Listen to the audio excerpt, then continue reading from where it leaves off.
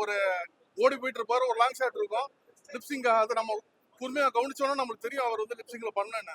But அது ஓவராலா பார்க்கும்போது ஆடியன்ஸ்க்கு பெருசாலாம் தெரியாது, ஏதோ நம்ம அதை ரசிச்சு போயிடும். இவர் அவ்வளோ க்ளோஸ் ஸ்ட்ரைட் அப்ல வந்து அந்த மாதிரி வாய்ஸ் மாத்தி தூக்கி போடுறது, இந்த மாதிரி விஷயங்கள் அந்த படத்துல வந்து நிறைய மிஸ்டேக். ஏஜ் ஆனா நிறைய ரியாக்ஷன்ஸ் ரொம்ப லேட்டா கொடுக்குறாரு, டைமிங் டோட்டலா மிஸ். ஒரு ரியாக்ஷன் இப்படி பண்றது, இப்படி ஒரு ஸ்லோவா பண்ணும்போது அந்த டைமிங் காமெடி எல்லாமே வந்து டோட்டலா அந்த படத்துல வந்து மிஸ் ஆகுது. படத்துல ஸ்டோரி வந்து பெரிய லெவல்ல ஸ்டோரி இல்ல, ஒரு ஸ்டோரி வைஸ் வந்து ஒரு சுமாரான ஒரு ஸ்டோரி தான். ஸ்டோரியில வந்து பெரிய இன்ட்ரெஸ்ட் இல்லாதது வந்து படத்துல ஒரு பெரிய மைனஸ். அதே மாதிரி இந்த நிறைய காமெடிஸ் ஒரு சில பேர் இருந்தாலும் மற்ற படங்கள்ல வந்து ரொம்ப ஒரு கலகலப்பா இருக்குமே அந்த ஒரு இது இந்த படத்துல ரொம்ப மிஸ் ஆகுது.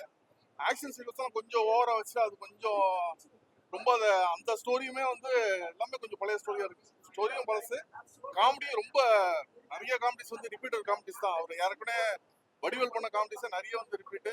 நம்ம மீம்ஸ்ல ஒரு பழைய காமெடி பார்த்து ரசிக்கிறோம்ல, அதே காமெடி திரும்ப அவர் பண்றாரு. அவர் பழைய டைமிங்ல பண்ண முடியாம ஒரு லேட் டைமிங்ல பண்ணது இந்த படத்துக்கு ஒரு மிகப்பெரிய மனசு. செகண்ட் ஹாஃப் ஆனா படம் ஒரு ஆவரேஜ் தான் சொல்லலாம்.